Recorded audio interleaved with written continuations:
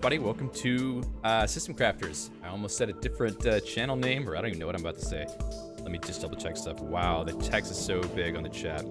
Sorry, folks. Like, right before starting up, I had another one of our little snafus where the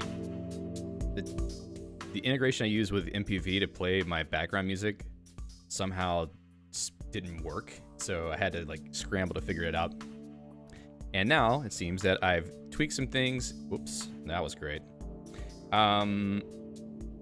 Whatever. I tweaked some things on the chat and it's enormous. Oh, there's an echo. Anybody else hear an echo in the chat? Or sorry, in the video? Wow. This is going really well so far. Let's just do this. Scroll this. No echo, good. Thanks, Alejandra. Let's just do this. We have to make the chat smaller now because I tweaked things from the... what you call it? Okay, I think that's good enough right there. Hopefully that's good. Okay. Sorry, folks. You had to just look at me for a little bit there. Anyway, let me get back to what the intro is supposed to be. Welcome to System Crafters Live. I'm David Wilson, and today we are back with another weekly live stream where we get together and talk about things that are interesting to the community, and hopefully today's topic will be interesting to you. So before I jump into everything else, let me just say hello to the people who have joined up here so far. I think I saw Alexander here before. We have Pavel, Frogfather Dog, Benjamin James, Crazy Chicken, Case, Alejandro, Carlos, Appenzel, Ran, Eric, Alexandru, Hemanta, Purple G, Isaac, Mr. Bill, GNU Ninja, John. Thank you, folks, for being here today. I appreciate it. And Happy New Year to all of you who are saying Happy New Year so far. I don't know if it's like the New Year where you're at. I know there's some people who are watching from Australia, so. Okay, let me cut the background music down a little bit. Thanks for that, Ashraz. Let me just cut that down a little bit there. Yeah, I don't have the right volume dialed in because I have to use a different program for this, which is great. Hi, David from David, GK Sudo. I think that's you. All right, so today what I wanted to talk about is, I called it the best of 2021. This is going to be sort of a rundown of my opinions about sort of the best, well, let me just actually go to my slide where I'm saying this. The best things about what we've seen so far in 2021, since it's the end of the year. And we'll talk a little bit more about that. I'm getting ahead of myself a little bit because I just finished preparing for this like right before the stream. So we'll see how that ends up going. Eric says it's 5 for him in the afternoon. Okay, so before we get into talking about the best of 2021, I actually want to go through some updates first. First of all, I want to say that the first 2 Flux Harmonic streams that I did this week on Tuesday and Thursday were a blast. I had a lot of fun. And we made some progress on the project that I talked about wanting to do on that channel. And I've got some new changes that I want to make next week, which should be pretty fun. But I'll talk about that on that channel when the time comes.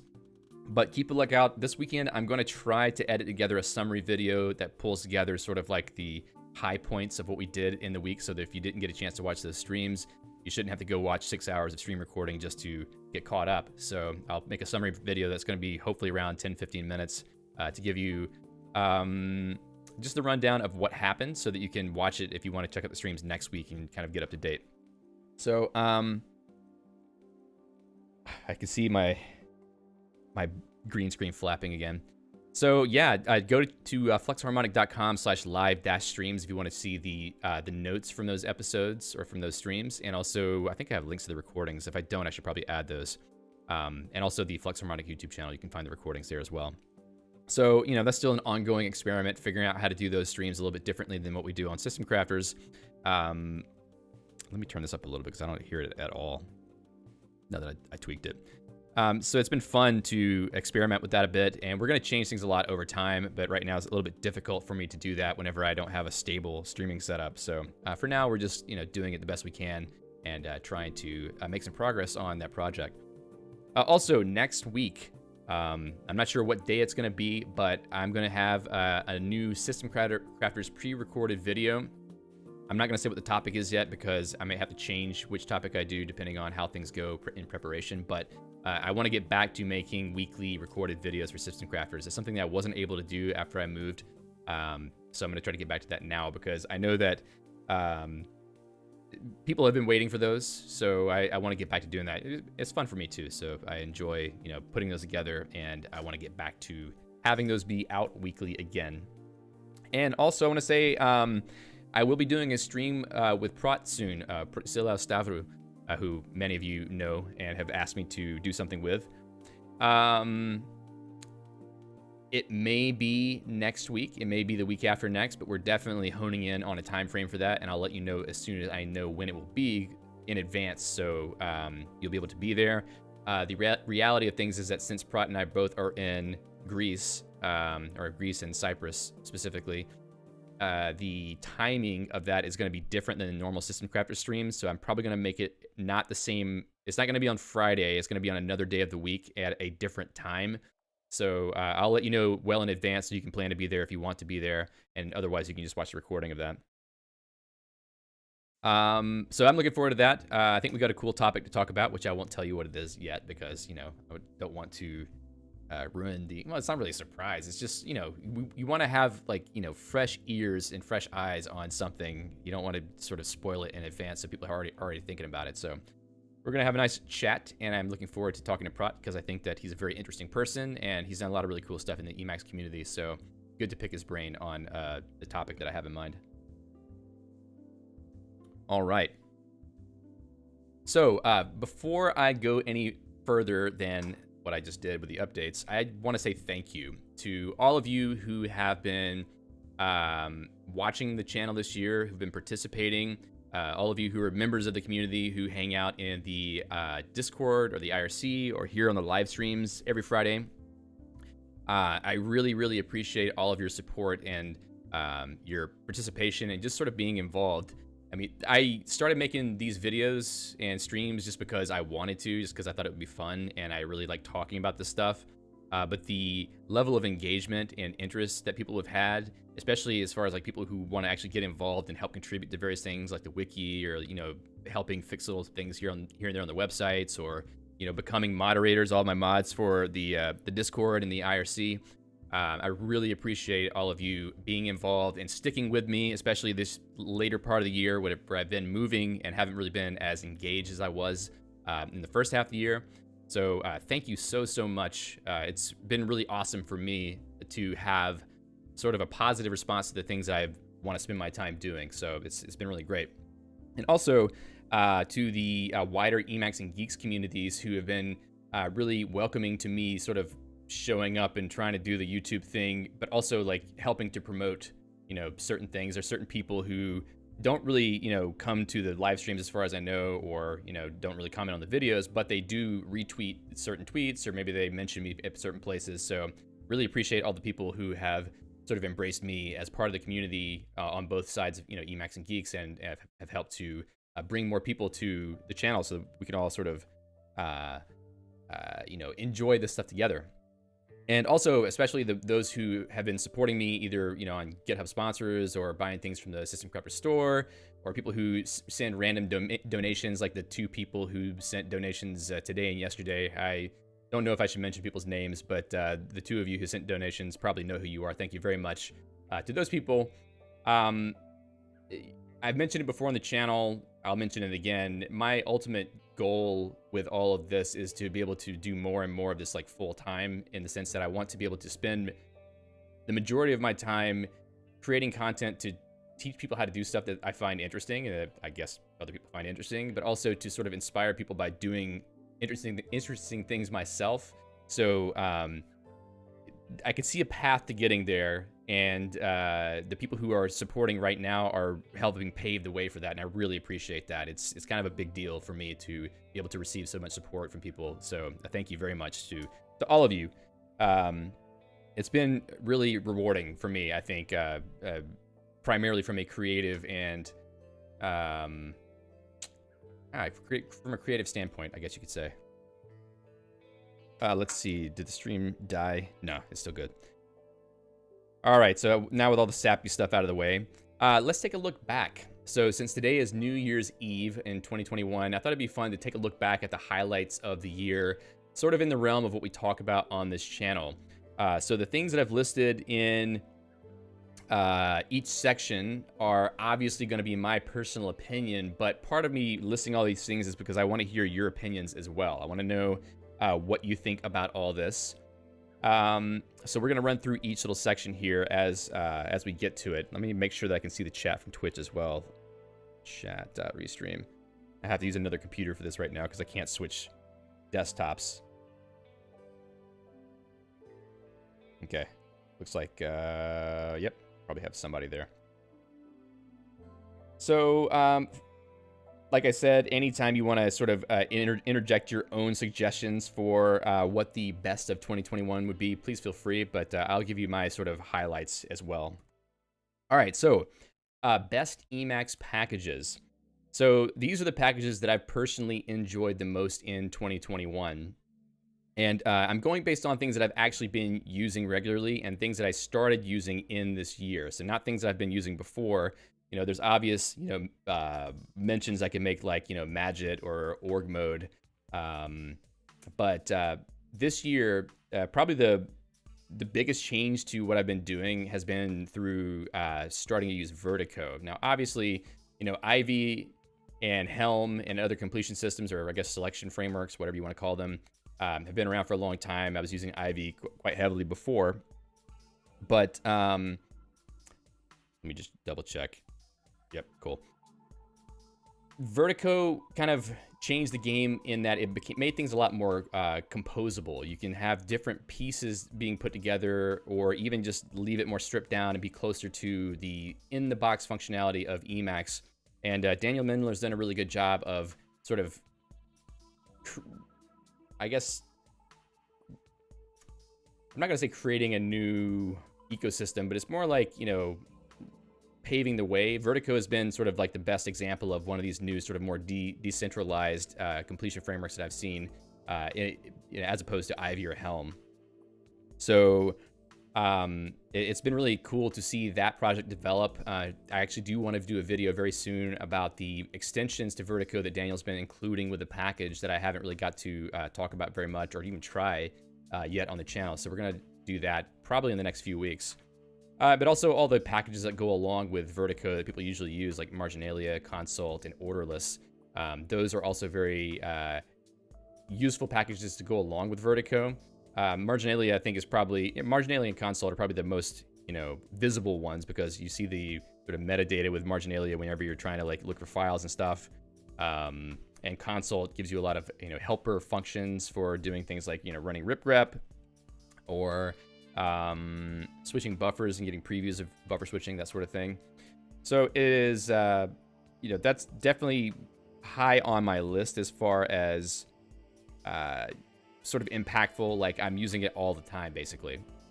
The next one would be Embark, and it's something I don't really have a strong workflow with yet, though I feel like it gives a lot more power than what you were doing before with the actions from Ivy, or I guess Helm actions. It's been a long time since I've used Helm, so I don't really know exactly how it compares to what Embark does, but Embark is kind of like a pretty powerful pattern, not only for completions, but also for just actions on the things at point in a buffer. So if you put your cursor on something, you can run Embark on it, or Embark act on it, to get a list of actions that you could possibly do.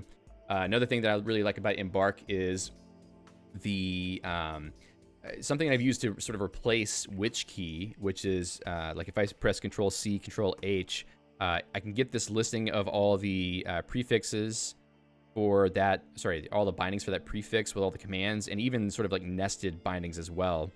I use that instead of which key now because I can actually search this by typing things. So let's say sparse, So anyway, I'm going to make a video about Embark at some point. Because I think there's a few really key use cases. We did a stream about that a while back, but I think it's, better to have a focused video that gives like very specific recommendations. So we'll be doing a video on that, and I'll be talking about some of these things. But I think Embark's a really excellent package, and obviously complements Vertigo or other, more, I guess you could call it, quote unquote, minimal selection systems, selection frameworks. very nicely. Next is org roam. I see a couple people mentioning org roam in the chat. It has definitely made it easier for me to take notes, because you don't really have to think about which org file you want to put things in. You're sort of thinking more on the levels of topics and concepts, and not really like a note file. So it's been a big deal for me because I've been investing quite heavily in using it for the various planning I do or note taking. And there's a lot of power that I don't actually use yet, like checking backlinks or even using like org roam UI, which is probably something that I should cover soon.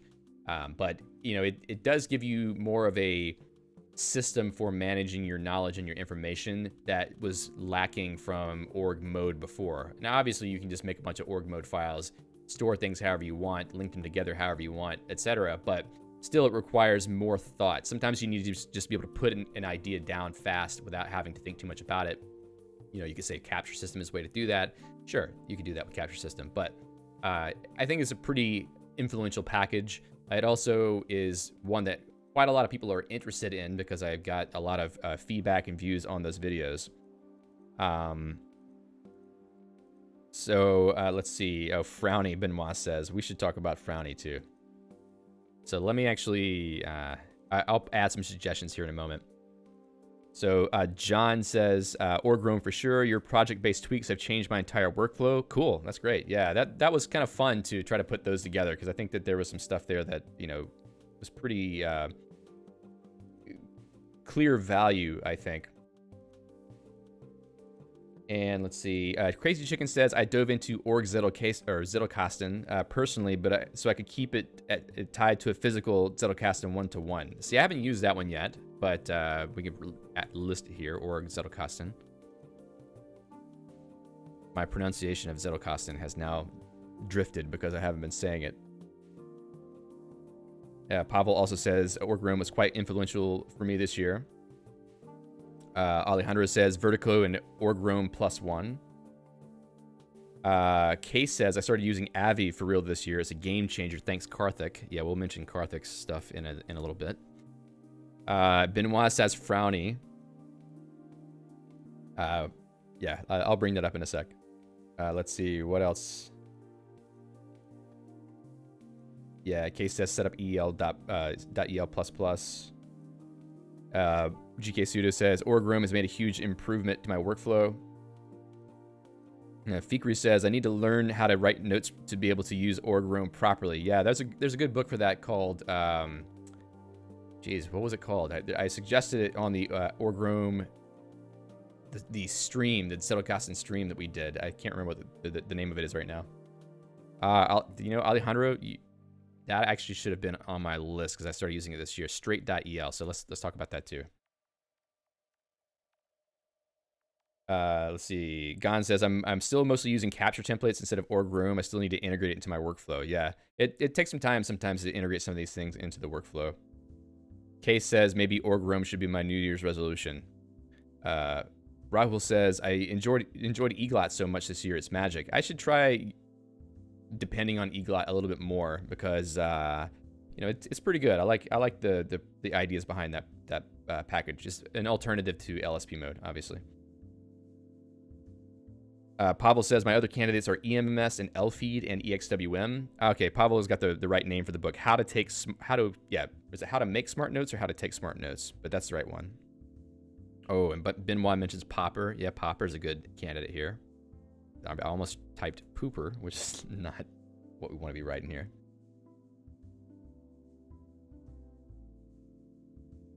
And Case says also Emacs Prot is a #1 Emacs package. I think that he's referring to Prot's blog post talking about Emacs is my favorite Emacs package. Bryce says not in the same vein, but Modus themes, another Prot reference there. Yeah, Modus themes is pretty cool. Isaac says LSP mode was huge for me. LSP mode. Okay.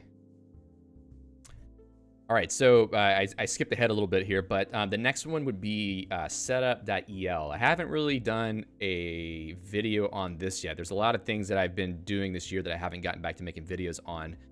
Setup.el is an interesting one of those. I've actually converted my entire config to using it, and I have done that a while back, actually, probably 4 months ago at least. But it's basically an alternative to use package, and I find it to be a little bit more composable. I've had a couple issues with it, but for the most part, it's been a really good experience and easy to extend.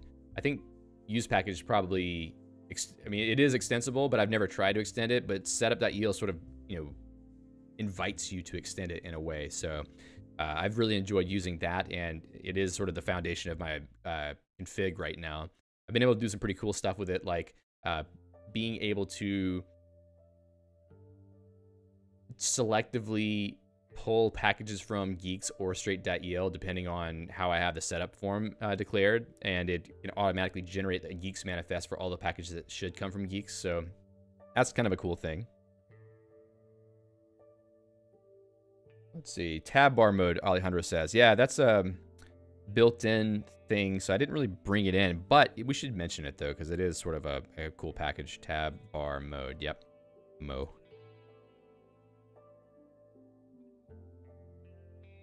GK Pseudo says, I found Modus themes customization overwhelming. Well, that's sort of the thing with Modus themes, for me at least, is like, by default, I'm not really a fan of the colors in Modus themes. However, it is extremely customizable, but I haven't really spent any time to do that yet.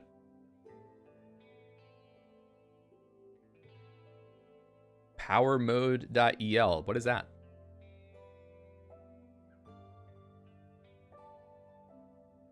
Oh, this one, the thing that makes it bounce around like the thing on VS Code. I haven't tried that yet. I really don't want to try that in Emacs. I think it could crash everything. Or sorry, in EXWM. Butterfly mode. I think yeah,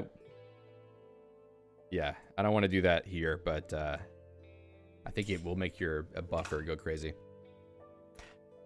But yeah, setup.el is great, and straight.el, I forgot that one when I was making this list 10 minutes before the stream.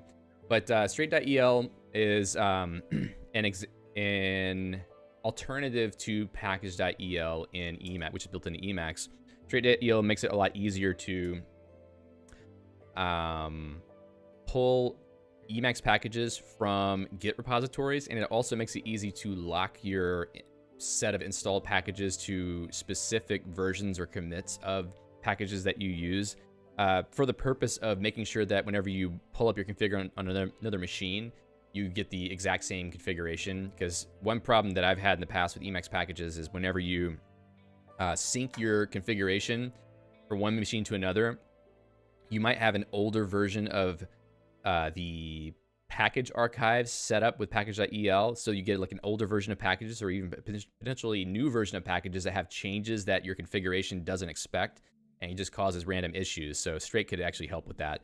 I don't really use that as much because I use Guix primarily for package management. So once again, spammers, anybody who sees weird things that look like they're trying to put in links, any of the mods here, please feel free to flag those messages. The one from well, the one that says vor.ong, I think that could be one of those basically. But straight.el is very good as an alternative to package.el. I've been using it extensively. I don't really like using package.el anymore, just because you always end up running into that problem where you try to install a package and it says, oh, 404 not found, because you just haven't updated your package archive in a while. Straight doesn't really have that same problem, but it has other similar problems, which is kind of annoying. Gavin says, Magit rocks. I discover new gems every day. Yeah, Magit is definitely a package that some people probably started using this year, and it's always worthy of a mention for sure. Crazy Chicken mentions ledger mode. Ledger mode's cool. I want to do a video on that at some point, but I haven't planned that yet. The stream integration was too fast. Okay, yeah, I still see it on my side, but it's okay. Let's see. GNU Ninja says vanilla Emacs here, apart from some theme and key binding tweaks along with Olivetti and ledger mode. So we have a couple people mentioning ledger mode. That's cool. Okay. All right, so the next one, best Emacs improvements. I'm probably forgetting a few here, so please feel free to suggest your own suggestions or add your own suggestions for this, because I probably have forgot things. One would be native comp. Excuse me, native comp. The new native compilation functionality that got merged. That was a huge improvement for the sort of perceived snappiness of Emacs. It does actually make a difference. I should probably also mention PGTK here too, because that is also another major performance bump, and it did get merged into Emacs Master, but not in time for Emacs 28. It's in the master branch for Emacs 29, but it did get finally merged. So this is something that we will get in the future, which is basically a more optimized rendering. Well, not really rendering. It's like a more optimized pipeline for getting things for the Emacs graphical interface on screen, because they just skip a lot of the old rendering functionality in Emacs, I think. So that is going to be, that plus native comp is probably going to make Emacs feel really, really, really fast. I just haven't gotten around to trying PGTK yet.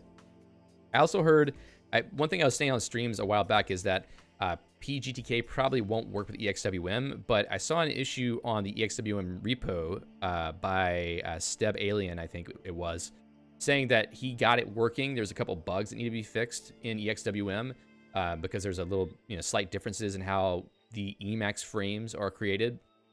But it sounds like PGTK will work with EXWM also. So if you use EXWM, you might be able to benefit from PGTK plus native comp. I haven't tried it yet. I will try it at some point in the future, but I think they'll have to fix some bugs in EXWM first. Hey, Mohammed. So tab bar improvements. So tab bar was added in Emacs 27. We actually talked about it. It may have been at the beginning of the year, or it could have been last year. I can't remember exactly what it was, but Emacs 28 brought a lot more improvements, like the tab bar global mode line, basically the format line that you can have in the tab bar, which we talked about on stream. Was it last week? Or no, sorry, 2 weeks ago, because we didn't do a stream last week.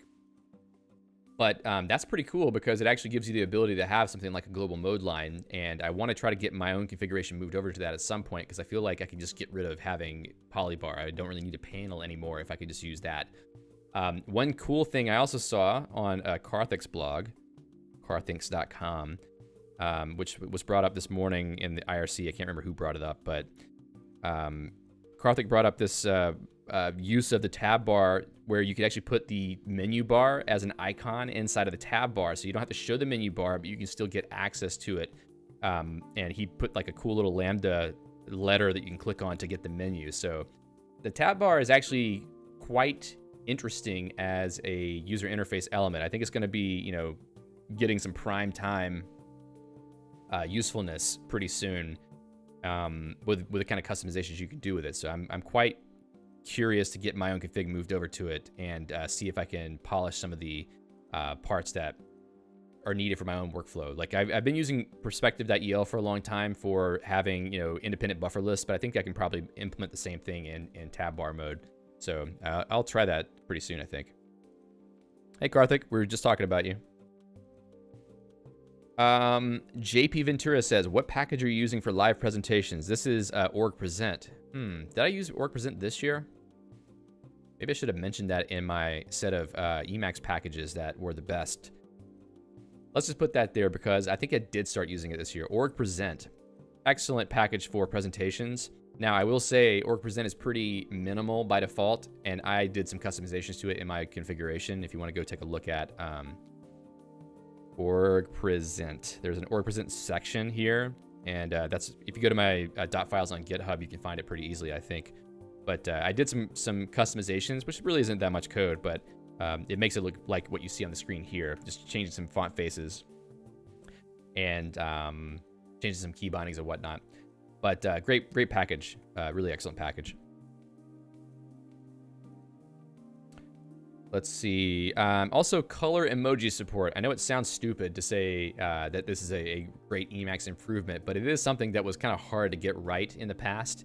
And now that we actually have it, I haven't really been using it because on IRC, if other people don't have emojis active, then they can't see them unless they have like Emojify mode turned on.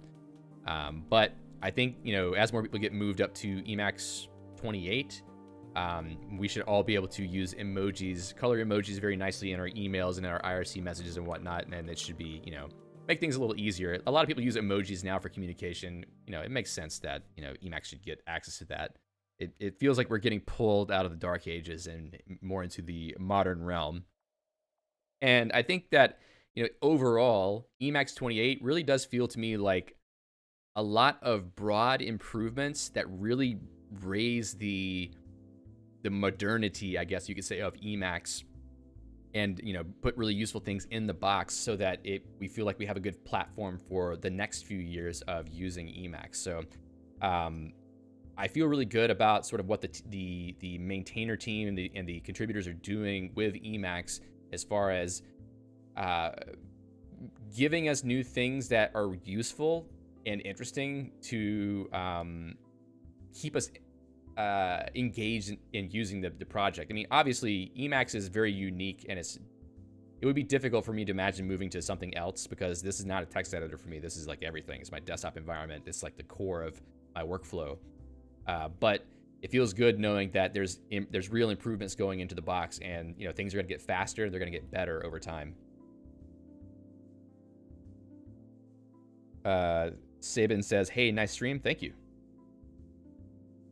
Let's see. Mukesh says, "Hello all. I'm new to Emacs, watching your videos for setting up Emacs for Clojure. I should do a video on that at some point too, because Clojure is a great language, and Cider is a very good package for working with that. So I should do something on that as well." Dustin Lyon says, "Hey David, Happy New Year. Happy New Year. Thanks for showing me Emacs and Guix this year. I've been down a 6-month rabbit hole that completely transformed how I work. Emacs is now my life, and my system is 100% declarative." That's awesome. Yeah, Emacs plus Guix to me feels like the ultimate combo. I was talking to my wife yesterday, just sort of saying, like, I know it sounds weird to say I'm telling my wife this stuff, but, you know, I'm talking about this stuff all the time, so what can I do?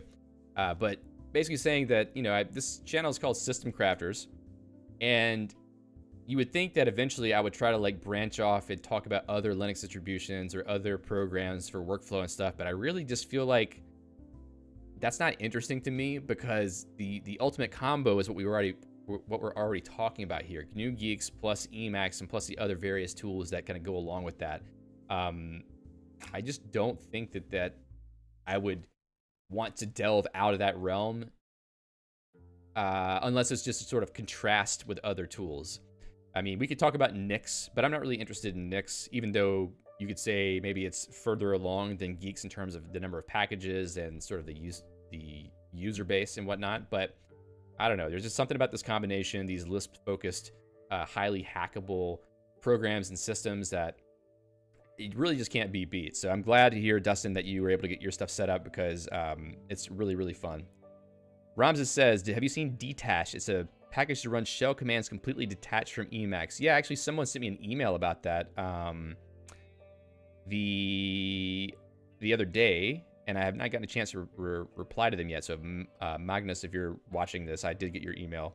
I'm terrible at not responding to emails. Let's see. I will check out Dtash, though, yeah. Glaziak says, "If you don't quite like the default Modus themes colors, check out the snippet on color palette blending that was just added to the manual yesterday." That sounds cool. I like that idea. John says, "I've not figured out how to use tab bar for me yet. Still attempting to figure out the benefits." Well, the thing about tab bar mode is that by default, it just feels like, okay, I just have tabs that store different Windows configurations. But I feel like it's the foundation for more complex workflows. And one thing that I definitely find is that you can either do two things while you're doing sort of complex workflows in Emacs. You can either just buffer switch all the time and try to maintain the same window configuration, or you can have a package like perspective.el or eyebrows or persp mode or even tab bar mode, which gives you the ability to separate your window configurations so that you can have different buffers and different window configurations open and switch between them really quickly. I think that it's necessary whenever you have, you know, like multiple projects you're working on the same time, I use this constantly for having one perspective for like writing, one perspective for code projects, and maybe another perspective for, you know, random things I need to pull up that I don't really want to pollute my buffer list or window configuration with. So tab bar mode only takes care of the window configuration bit, but I do think it's hackable enough that you could add all other kinds of stuff into it. And the other benefit is that it's in the box. And if you don't like the fact that it displays the tabs at the top of the screen, you can just turn that part off. So it just has a lot of usefulness and a lot of variety so that different people who want different things can actually get what they want. And I don't know, it's just nice that it's in the box. I really like that part.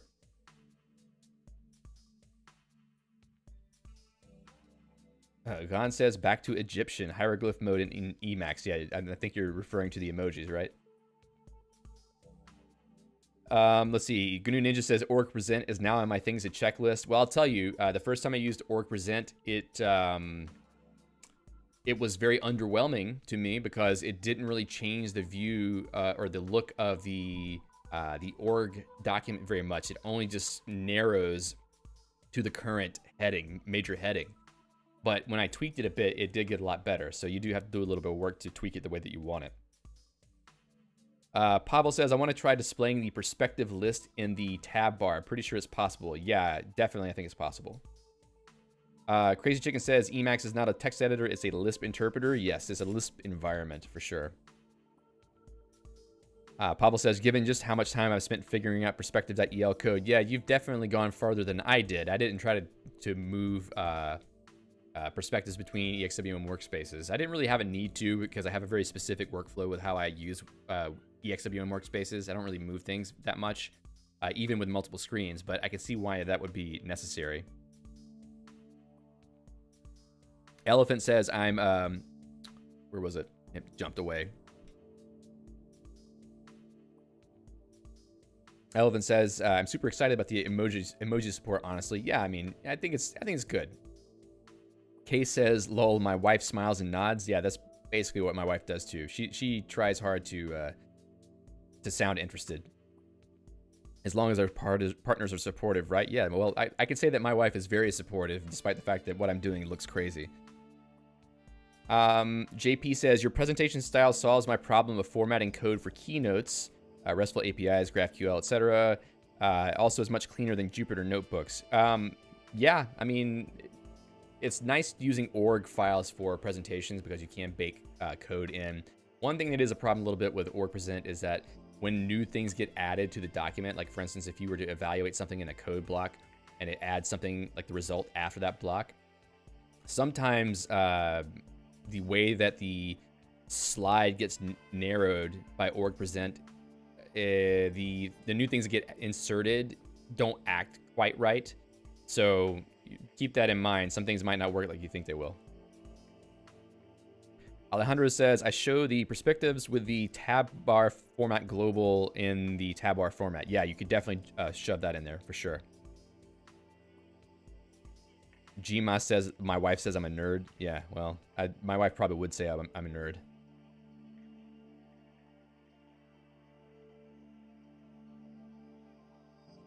John says, too much muscle memory for buffer switching to unlearn. That was the case for me too. One thing that I did to sort of make that easier is I set up a really easy key binding for switching to perspectives. So for instance, in my case, if I were to hit Control-Alt-K, it asks me for my perspective name, and I can just say, you know, code, and it brings up a new window configuration. Then I can use Control-Alt-N to cycle between them. So if I have a couple of perspectives open, usually I only have about 2 or 3, I can easily just cycle back and forth. So that makes things a little bit easier. And then perspective also allows you to have only the buffers that have been opened in that perspective. So like right now, you only see the scratch buffer for the code perspective. So that's kind of nice for perspective.el. Tab bar mode does not have that, but I think it's something that can actually be added. Let's see.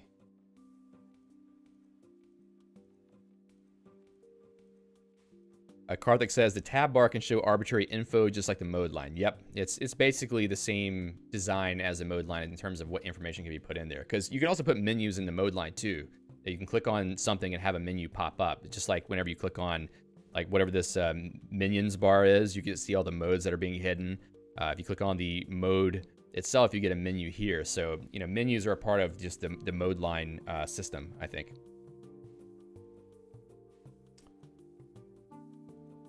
Case says, honestly, the pile of buffers model works well for how I work, but getting more organized might be a good idea. Pile of buffers approach, it does work really well, to be honest, because if you have a good completion framework or selection system or selection framework like Vertigo or Ivy or Helm or whatever, if you just type a few letters, you can find the buffer you're looking for. But sometimes you don't want to have to go digging, which is what I find sometimes. It's a lot easier to just be able to switch back and forth between two different views of what you're doing. Alejandro says, it works with the perspectives in Doom mode line, but display battery mode keeps it in the mode line. Yeah. So I had that same issue. I want to find a way to get Doom mode line's battery indicator in the tab bar mode because it looks really cool. There must be a way to do that. Dustin says, how is your channel growth in 2021? We'll talk about that in a little bit.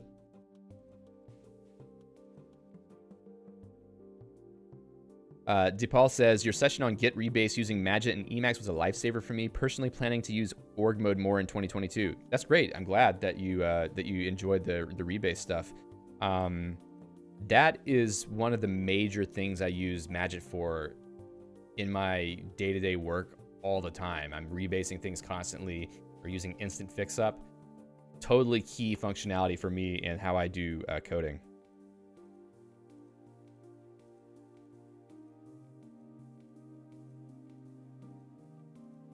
Hey, Aniket. All right, so let's move on to the next thing. So best Emacs improvements. I don't know that we got anything else to add here. I can't remember if there's been any like major improvements to org mode or anything like that, so that's fine. If anybody remembers anything, we can add it to the list later. All right. So best community content. So I wanted to bring up, probably have the slides a little bit out of order here, but I did want to mention the sort of the community content that I thought was the most interesting this year. And when I say community, I mean both the System Crafters community, but also like the wider Emacs community, because I don't want to like claim quote unquote ownership over the individuals that I'm mentioning here. So I'm just saying people who, you know, that I see around and the things that I'm reading. First of all, I want to mention Karthink's blog, karthinks.com. You've probably seen me reference blog posts of his a few times on live streams this year, because there's been a lot of really good posts on his blog going in depth on certain workflow aspects in Emacs, like the post about Avi can do anything. There was also the tab bar menu that I showed. See, I think the jumping directories in Guix Shell, I actually used that. 15 ways to use Embark was a big one. So just a lot of stuff like that. Check out Popper mode too. So yeah, Karthik's blog has been really excellent as far as, you know, moving forward some of the thinking as far as how to use these things, because you can install a package like Avi, but maybe you don't really think too much about what it could be used for or how the right way to use it should be. Also Embark. So check out those blog posts to get a better insight into how you might think about using these things and also integrating them into your workflow. Prashant says, no reference to Rougier. I need to add Rougier. Like I said, I finished preparing this pretty close, so I'll add Nicolas Rougier here. So, yeah, definitely check out Karthik's blog. I also want to mention Gavin Freeborn's YouTube videos. I've also mentioned Gavin a couple times. He's got a channel where he talks about things that are, I think he sort of converted from Vim to Emacs at some point, and more and more of his stuff is becoming about Emacs, but he also covers Lisp-focused tools like Nixt and StumpWM. So if you're interested in like the wider Lisp tool space, you should definitely check out Gavin's channel and watch some of his videos. I liked his StumpWM video a lot. I learned some things there that I did not actually know that you could do with Stump. So that was part of the reason why I switched to Stump briefly for streams, is because I wanted to try it out a bit. The fact that I went back to EXWM was just a matter of my own comfort in workflow. But yes, thanks Ashraz. You definitely brought one I should put here. So let me put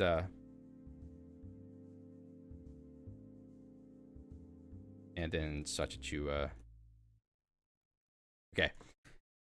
And then also, obviously, we could mention Prot blog and videos, because, you know, he's also doing a lot of really interesting writing and video making at both a practical level, sort of explaining how certain things in Emacs work, and also at a philosophical level about why you should, you know, use Emacs, or how you can think about certain things. So if you want another good reference of influence for how you should think about using Emacs or free software, or even other topics outside of software itself, check out Prot's blog and also his YouTube channel. I've got a link to his blog here, but you can get to his videos there as well.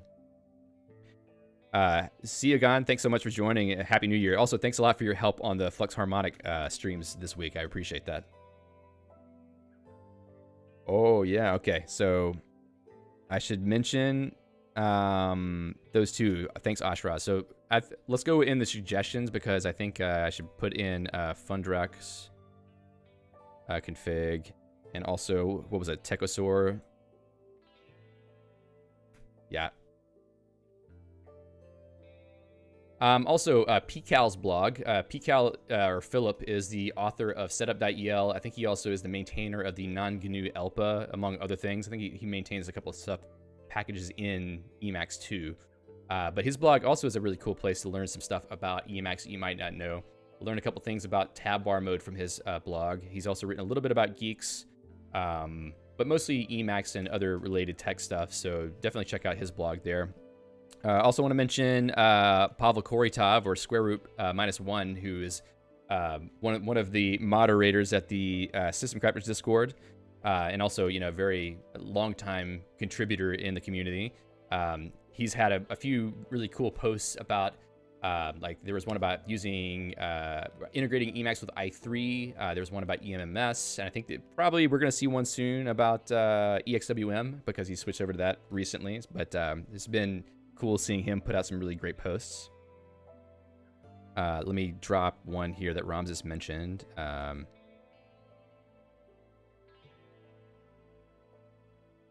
Okay. I need to scroll back a little bit. And then, yes, we have to remember Nicolas Rougier, who has been working on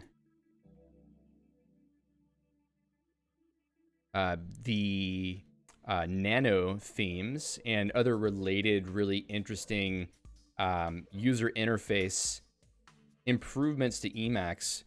You've probably seen a lot of screenshots of his stuff floating around on Reddit if you watch the Emacs subreddit. And I mean, look at some of this stuff. I mean, there's some pretty cool imagery that he's been making there, if that's his. I imagine it is if he's got it here on his blog. I actually probably should pick his brain for some of the stuff I want to do on Flux Harmonic, because I want to do some of this generative art stuff as well. But you know, Emacs Nano is really cool and inspiring configuration that makes Emacs look a lot more minimal, but also really attractive at the same time. And there's also the Emacs Notebook, which I think is a more recent thing that he put out, which is like I guess an alternative to doing something like, you know, Jupyter Notebooks, but using org mode instead. He had something, yeah, MU4E dashboard was one of the things I saw, thread folding, the org agenda work that he worked on, which was pretty awesome. Some really nice looking improvements there. So there's a lot of stuff there on his GitHub profile that you should go check out and take a look at, because, you know, it's too much for me to be mentioned here. As you can see, he has a pretty active profile, so go take a look for yourself and see. I like these achievements. Master Forker. Okay. So so let's talk about Emacs news. This is probably one of the core sources of news. I've mentioned this multiple times on the channel, but one of the core sources of news for the Emacs community. Whenever I'm looking for like what's been happening in the community, this is the first place I go, because she pulls together all the stuff so well for various different categories about you know, like Emacs Lisp or Emacs configuration, appearance, navigation, like all these various categories, and all this information is being pulled from blogs, from Reddit, from the mailing list for Emacs, from YouTube channels. There's a lot of places where this information is coming from. So if you want like the distillation of everything that's happening every week, you should definitely go check out Sacha Chua's Emacs news feed. Sacha was also one of the organizers of EmacsConf 2021, which I'm going to talk about next. So, you know, very important person in the community, has done quite a lot to help with the cohesion of what happens in the community. So very thankful to Sacha for the work she does. Let me see. I'm probably missing stuff in the chat right now. And my last one that I wanted to mention is EmacsConf 2021. I don't know if you watched the recordings of that or actually were there while it was happening, but that was a really great event. There were a lot of really surprising talks there that were way deeper than just, oh, here's a cool Emacs package to try. I think that the majority of the talks, okay, let's say more than half of the talks were more on the sort of philosophical or use case driven talks that are surprising or interesting compared to just, you know, mundane stuff like how I configured, you know, Emacs for JavaScript development or something like that. So what a great event that was. If you haven't gone back to look at the talks there, you should definitely go check and see if there's anything that seems interesting to you. All the recordings are on the EmacsConf website. In fact, let me just pull that out really quickly. I guess EmacsConf 2021 like that. And I also really enjoyed speaking at that conference and doing the Q&A at the very end. It was like 12 a.m. for me. So if you look at the video recording of my Q&A session, I look like I'm half asleep. It's probably because I was at that time. I was starving and tired, but it went well, I think. But that was a great event. And also it's a great resource if you want to go and see some really interesting ideas about Emacs and get inspired by that. Okay, let me scroll back in the chat a little bit and see what I missed.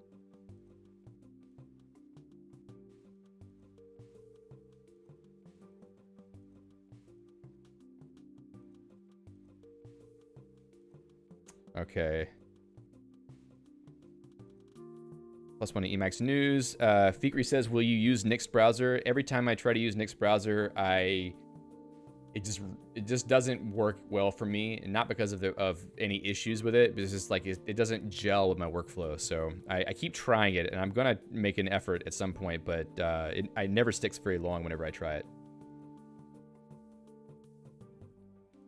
Karthink says Prot's videos are super helpful with breakdowns. Indeed. Marcos says that EmacsConf was off the hook. Man, this thing keeps jumping around.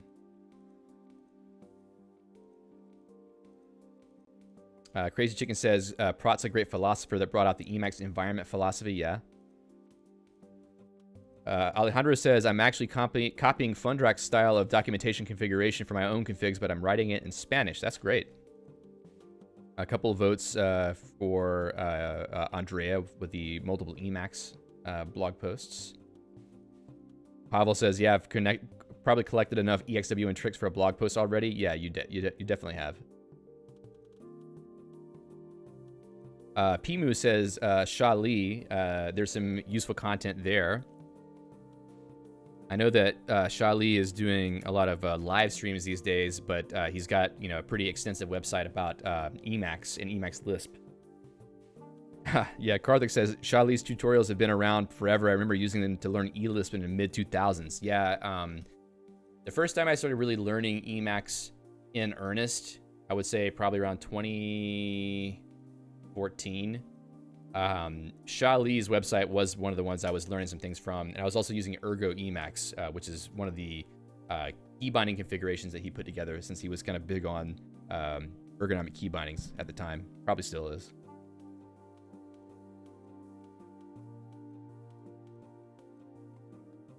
GNU Ninja says, Sasha's sketch notebooks are really cool. Yeah, they are really cool. Very creative and really well drawn and put together. One of them actually got tweeted by the Free Software Foundation's Twitter account this week, which I thought was pretty cool. I retweeted that one. Hey, Drishal. Drishal says, oh no, I'm a bit too late. Well, you're an hour late, but that's probably because I skipped back 1 hour on the stream time. Marco says Shali is fun. I enjoy his rants and keyboard nerding out. Yeah, definitely he enjoys ranting, which, you know, it's fine. It's his channel.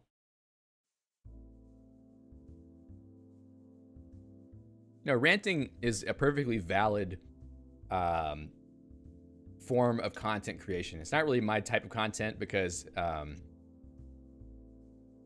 don't know. I just like to be sarcastic and dry, but ranting is not something I'm good at, I guess. Pavel says that's an accurate description of most presentations I give. Yeah, I don't remember which thing I said that I was referring to.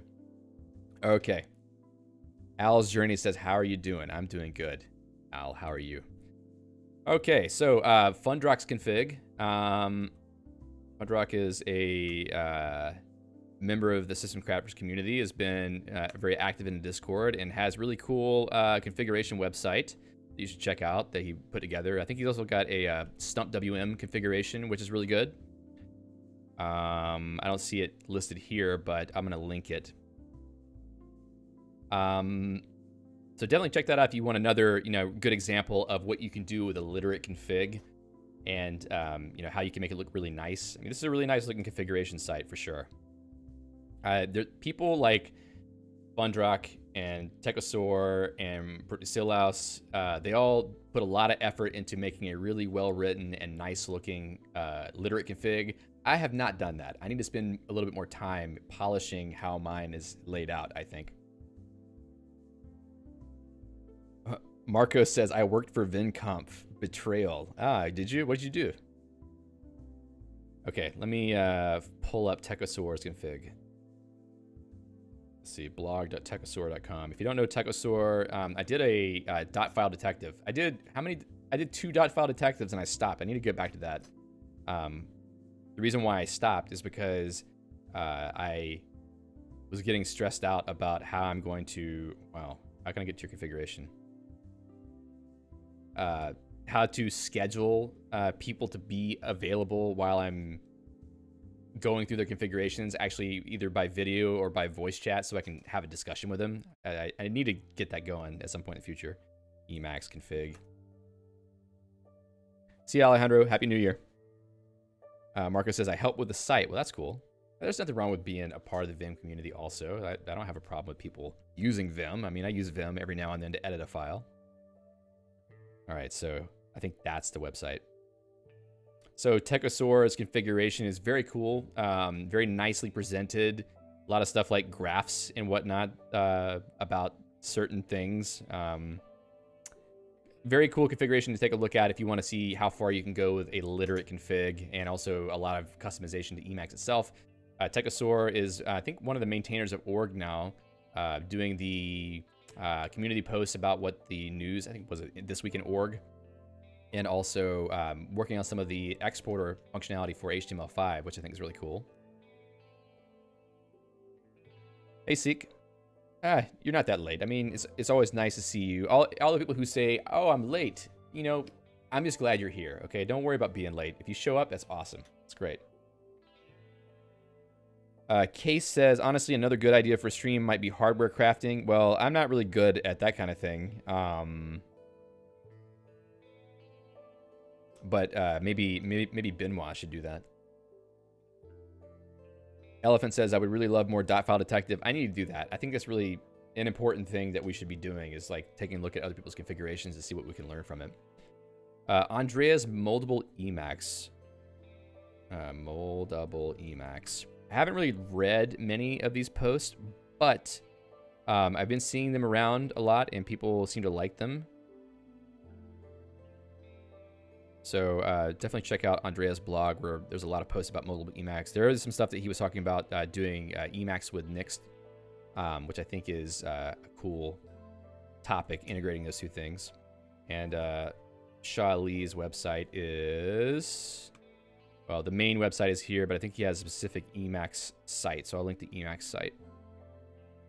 And he says that Emacs is a black hole that you cannot escape. Yeah, I guess you're right about that. Case says, read dot file detective. I volunteer as tribute. You want me to do dot file detective with you? We can do it for sure. Gavin says, fashionably late in this case. Yeah, you missed where I was plugging your channel earlier. Let's see. Marco says, besides, Vim helped me understand the hype behind Evil Mode and Doom Emacs. Yeah, definitely.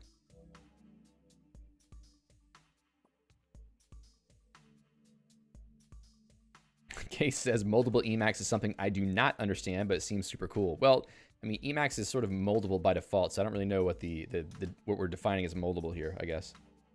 I missed Fade showing up earlier in the Twitch chat. Fade says, I start Qt Browser and I immediately shout, how do I get out of Qt Browser? Ah, come on.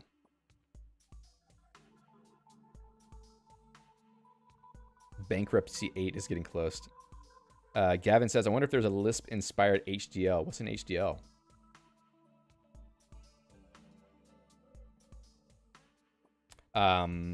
Let's see. So yeah, I think that's what I wanted to cover for the community section here. You know, the thing that's cool about the Emacs community as a whole is that there's so many people. I was talking to Prot about this in an email thread. There's so many people doing really interesting things, and basically everybody's doing something that you can learn from all the time, because nobody knows everything about Emacs, and there's always people that have really deep knowledge about a specific area or a specific type of workflow. So it's just kind of cool to be able to follow what other people are doing on their blogs, YouTube channels, or even, you know, talking in IRC chat or Discord or whatever, and try to pick up new things that you can try yourself, because part of the fun of Emacs and even of Guix is that you can just make it be whatever you want. And that whole community tribal aspect where you can just pick up little bits and pieces from everybody is a part of, is a bigger part of the fun, in my opinion. Hardware description language. Yeah, I don't know much about that. I do know there's something called what's it called? Is it microlisp? ULisp? It's a Lisp that's designed to run on microcontrollers, but I think maybe Gavin, you mentioned that to me recently, so you probably know that.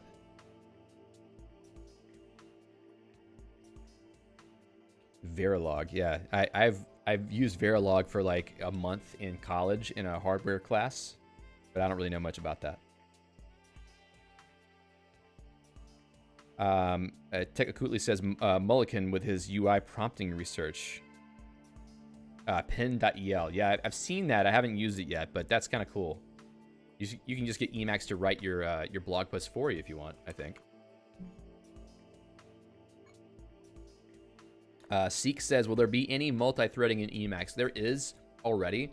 It's just not fully up to par for what people expect to see, I think.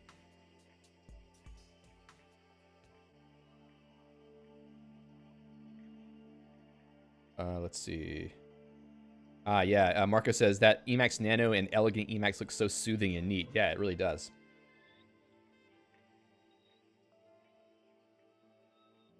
All right, so let me move on to the next thing. All right, so I meant to put this before the previous slide, but I was in a hurry, so I didn't get it in the right place. I also wanted to quickly mention the best Guix improvements, in my opinion. First and foremost, Guix Home. I think that's one of the biggest, one of the features with the biggest potential, and one of the areas I want to focus a lot in next year in my own configuration. Basically, the ability to apply the same declarative configuration and ability to roll back to previous configs, etc., that Guix provides for system config, to do that same thing with your own user level configuration. So basically, your dot file management. That work was done primarily, if not entirely, by Andrew Tropin, who also has a YouTube channel, which I wanted to plug as well. Oops. And he also talks about Emacs and Guix on his channel. I think he does live streams, basically. Oh, he did a Christmas stream. I didn't see that. But yeah, a lot of really useful information. He obviously knows Guix very deeply if he was able to go and write Guix Home. He also wrote RDE, which is basically a layer on top of Guix Home, which is more of like a end-to-end customization of a system, or like a reproducible system. There's a lot of home services that he wrote for that, which configure various pieces of software that you might be interested in if you want to check that out. But yeah, Guix Home, super huge potential, I think, and I really want to cover it and Guix deeply on the channel next year, because I feel like, you know, we've done a lot on Emacs. I'm still going to cover Emacs, but I really want to get more into like the system crafting aspect of things, where we're doing like the system level configuration and learning how to contribute to that distribution, either through creating package definitions or writing service configs, writing home configs, etc. Because the more people who are contributing to the project, the more we'll be able to do with Guix, which is great. The next thing is Guix Shell. I hadn't really had a chance to use this very much, but I've been using it this week for the Flux Harmonic streams, and it's a major improvement to me over the previous Guix environment command, mainly because it just works the way that you expect it to. If you've got a manifest.scm file in a project folder and you run Guix Shell, it installs all the packages that you need and gets everything ready to roll. Basically, it makes it so that you can have one-off development environments for the tools you need to build a particular project. So there's a blog post I've got linked here to go take a look at if you're interested in what that means for, you know, your day-to-day usage. This is going to be more useful to people who are working on coding projects, because it allows you to not pollute your user level install with development tools that you don't use every day. You only use on a particular project, like at work or maybe some side project you have. So using Guix Shell can be a way to install those things and have them active only when you're working on a given project.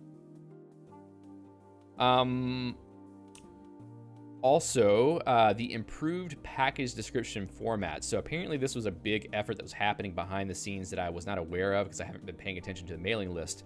But there has been some simplifications being done to the way that packages are defined for Guix. And if you look at the syntax, sometimes it can get a little bit weird because, come on, zoom in, thank you. You have to do some of these inline quote expansions or quasi-quoting and whatnot. I think they've gotten rid of a lot of that stuff and made things a lot more clear. So are they using G expressions here? I think there was a even simpler. Come on. Yeah, so some of this syntax starts looking really weird. That's because it's something for Guix called G expressions, and it's good if you don't have to do those things. I think they've gotten to the point now where you can easily do the same things you would have been doing before, but without having all that sort of Lispy syntax baked in. So that's going to make it easier, I think, for people to build package definitions, because previously you kind of have to understand the Guix macro system a little bit when you start working on more elaborate package configs. If you go look at the Guix code repository and all the package configs that are there, you'll see a lot of really crazy looking code in some of them, because, you know, you have to do a lot of stuff to make a piece of software work in the Guix system. But this should be a welcome change to people who want to get involved writing package configurations and who maybe were put off by some of the syntax before in the past. So I think it's a big improvement. Gavin says, I don't even know what the hash tilde even is in Guile. I haven't come across it in other schemes. That's because it is a reader syntax that Guix adds to Guile to express forms that are going to be executed by the build server. So when you see that syntax in Guix, it's basically, you can recognize it as something that won't be executed in the current code that you're looking at, but it's going to be given to the build server to actually create a derivation for whatever you're doing in the system. It does kind of look freaky if you haven't looked at it before, and it still looks a little bit freaky to me, but we're going to dive into that head first this year on the channel and try to understand it a lot better. So look out for that. And lastly, quicker program startup time. I can say that I haven't actually noticed this, but one of the things that you probably don't really know unless you've gotten deep into like how native programs get compiled is that whenever you load up a program that uses dynamic libraries, it has to resolve all these things and put them together. And I think something about the way that Guix works actually makes that a lot slower on Guix.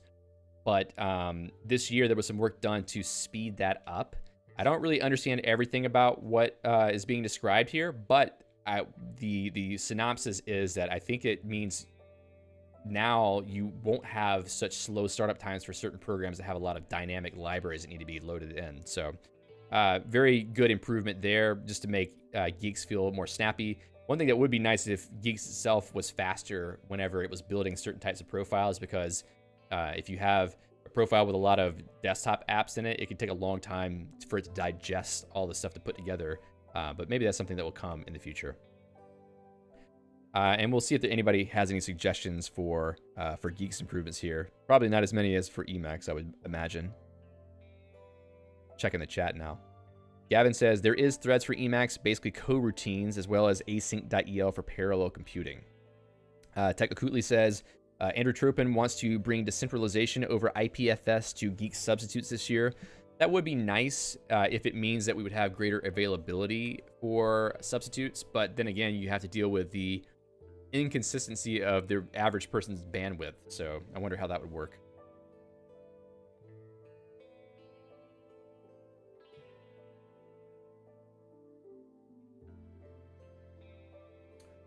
Case says, I'm still torn between Guix OS and Alpine. Maybe I could do Guix on Alpine. You probably can.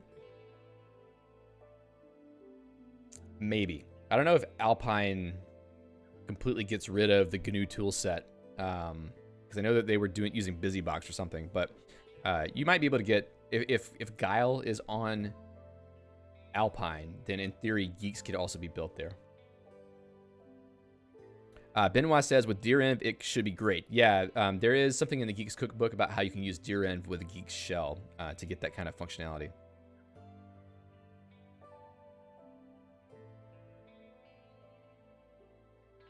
See ya, Eric. Thanks for joining.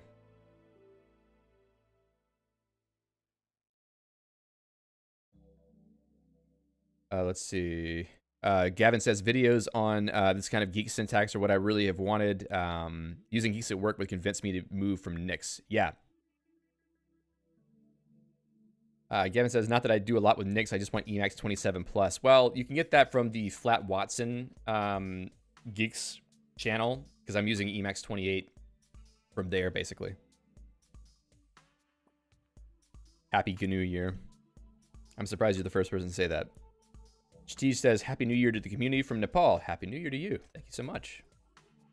All right. So let's talk about some stuff related to the actual channel. Let's talk about the most popular videos this year. I'm not going to call them the best videos because that's subjective. But let's talk about, which ones actually were the most popular, which basically means which ones, probably people got the most value from, because YouTube usually only promotes heavily the videos that people have clicked and watched more of. So first of all, Absolute Beginner's Guide to Emacs. Not really a surprise, I would think, because it is, kind of one of the main things people would be looking for on YouTube for Emacs is like, how do I get started using this thing? Because it doesn't really make sense whenever you first open it up for most people. So that had 70,000 views, which is kind of crazy in 1 year. Let's see, Crazy Chicken says, most popular video of all time, F#. Yeah, well, those videos have been around on my channel for like 6 years. The first F# video I did has over 100K views, but if you look at the Emacs videos in comparison to that, they're going to get eclipsed pretty fast, I think. So kind of cool to see the number of people who have watched that video. It just continues to get more and more views over time, which is great because, if people can watch that and get started with Emacs more easily, then there's more of a chance that they can stick with it and learn the really cool things that it can do that they probably don't realize yet. Also, 5 reasons to learn Emacs. That was sort of like the hot start to the year this year, where a lot of people happen to see that video. I guess just whatever, the way that I named it or something just caused the algorithm to recommend it more, and got a lot of new people coming into the channel, which is great. That one has gotten 53,000 views, which is quite a lot. It impresses me that they've been seeing this many times, I guess. The next one is Getting Started with Org Rome, and it has 44,000 views, but it's only been out for like 4 months. So you can see it's gaining pretty fast for on the other videos that have more views that were released earlier in the year, and that definitely accounted for a lot of new subscriber growth. In fact, if you go look at the graphs for these videos, you can kind of see where a few of these popped up. So at the very beginning of the year, there was the 5 reasons to learn Emacs, and in one day it got like about 2,000 views, which is, you know, a lot for me. And then later we had the where is it? It's not popping up. Absolute Beginner's Guide to Emacs, about 1,200 views in one day. Nice little bump there. And then there's the org Rome video, which was like a huge spike, which is pretty fun to watch the analytics for. What does it say? I can't even get this stupid thing to show up because I've got the thing zoomed in. There we go. Zoom out a little bit. There we go. Where is it? 2,500 views in one day, which is probably the most I've had in a single day on anything. So kind of interesting to see how that goes. But those were like the 3 really big ones for the year. Then there was the introduction to Emacs Lisp, which over time has gotten 25K views, which honestly is surprising to me considering that that series was seemed to be less popular over time than other things I had done. Mainly, I probably just did it the wrong way, to be honest with you. I think that I approached that series from the perspective of people who want to write Emacs packages, and probably a lot of people on the channel aren't really ready for that yet because they just want to learn how to set Emacs up. So this year we're going to, you know, atone for my sins and go with another approach to teach Emacs Lisp basically from the perspective of configuring Emacs and just learn things as we go. So I think that's actually going to be a better introduction to Emacs Lisp than what I did the previous time. But still, I'm pretty impressed with how many views were on that. And then introduction to GNU Guix, which was, you know, promising to me to see 21,000 views on that one because I know that Guix is sort of a less popular topic than Emacs because obviously, you know, pretty much anyone can install and try to use Emacs. Guix requires a bit more dedication because if you're trying to install Guix system, it's kind of a lot of work. But this year I'm going to try to see if I can help promote Guix better and get people interested in using it and possibly contributing to it. So maybe we can see if we can get those numbers up next year. But, you know, it's going to be an uphill battle, but I think I'm up to the challenge. And by far the most viewed video this year is the first Emacs from Scratch stream from the previous year in the end of 2020. And it actually had its total views are like 87,000, which is crazy.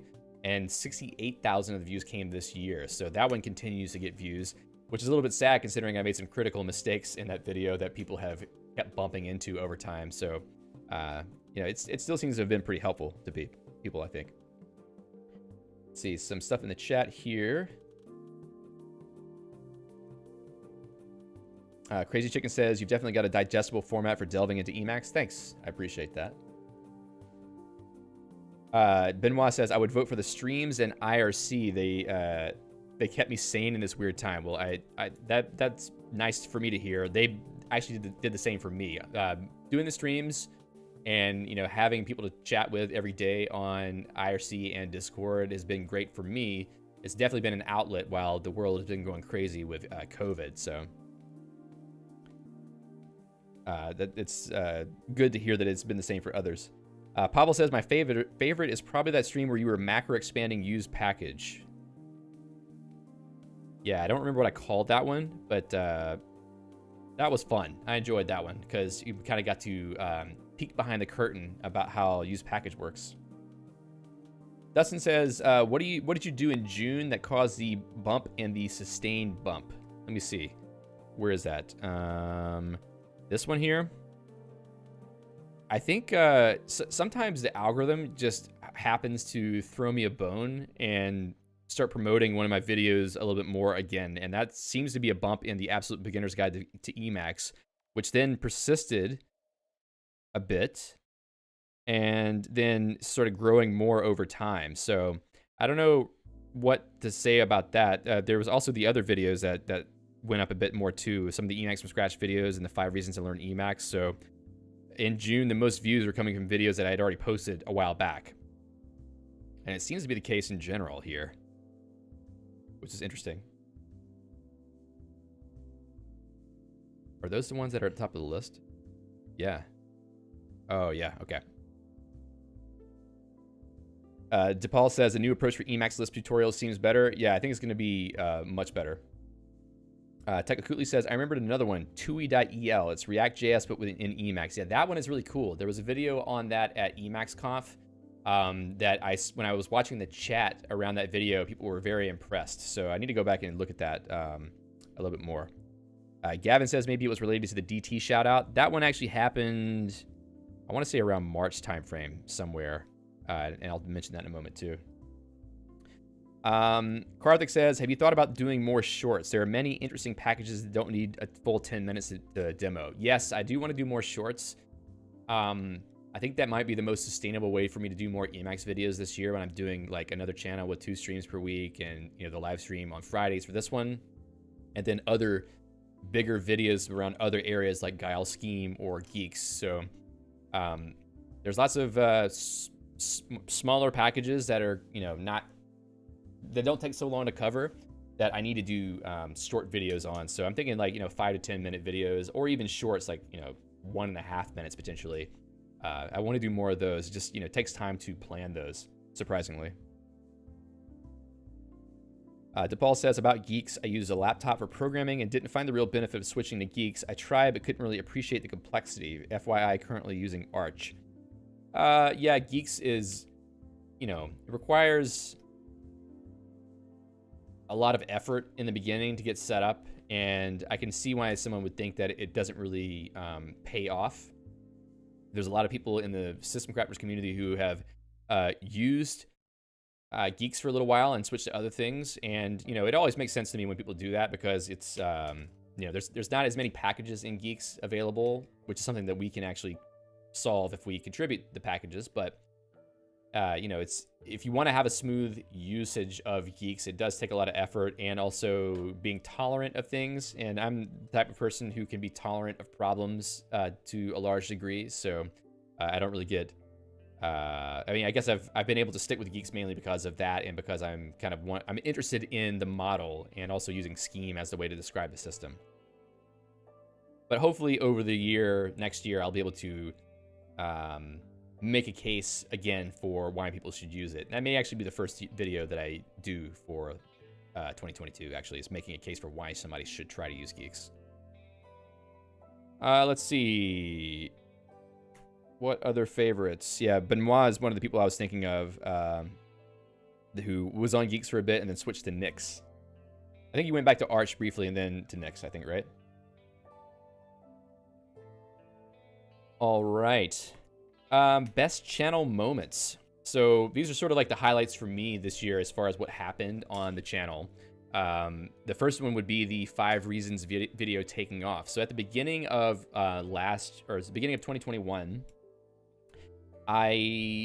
let's see, let me actually look at the subscriber count. So YouTube gives you this nice view where you can kind of see where your subscriber count was over time. So at January 1st, I had 5,790 subscribers on the channel. And the 5 reasons video got promoted by the algorithm and brought a lot of new people into the channel. And I should mention that one too, Fade. That's a good suggestion. So it was great for me to see a lot more people coming in and subscribing and watching the videos and contributing on the live streams and whatnot. Some of you who are watching this probably did see that video as the first video that brought you to the channel. And you know, I'm still proud of that one. I've learned a lot more about Emacs since then, so I'd probably say more things even this time if I were to do it again, which I won't. But that was, you know, a nice validation that, you know, people are interested in Emacs content and that I would, you know, it would be worth my time to continue making videos in the year. And then I got a mention by DistroTube in a video that he did. Let's see, when was that? I think it's March or April that happened, if it loads up. Oh, well, it's not Bill Clinton that mentioned me. Oh, yeah, March 6th. So it was a video DistroTube did called YouTube channels I've enjoyed watching in 2021. And he basically mentioned System Crafters and pointed people to it as a reference for Emacs. And in March, I had a bump there where I gained, you know, probably 1,000 subscribers over a day or so, just because of the recommendation, which was great. I really appreciated that shout out.